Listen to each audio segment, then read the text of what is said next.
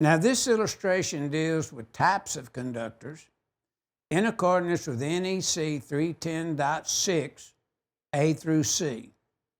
Now, basically, there's two sections that deal with this subject that I recommend that you review. 310.6 and 310.10. Now, we're reviewing, say, 310.6A, left-hand side of the illustration at the top, and we're color coding white or gray the insulation on grounded conductors. Well, 310.6A refers you to 200.6A, and for the ungrounded conductors, 210.5A.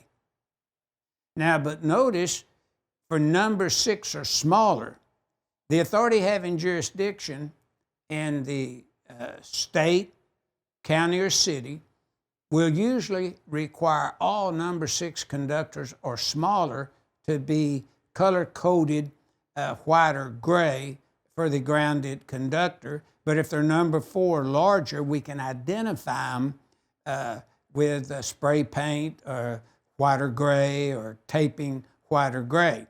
But notice, one rule is color coding. The other rule is identification based upon number 6 or smaller or number 4 or larger.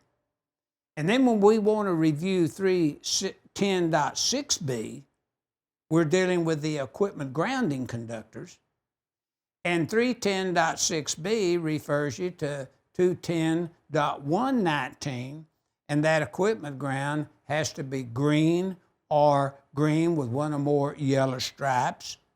And most of the time, again, for number 6 or smaller, that green or green with yellow stripes the entire length of the conductor and the insulation. Number 4 larger could be identified. Spray green or tape green, as we've said previously, for the grounded conductor, or neutral. But notice this is the authority having jurisdictions determination in state, county, or city departments.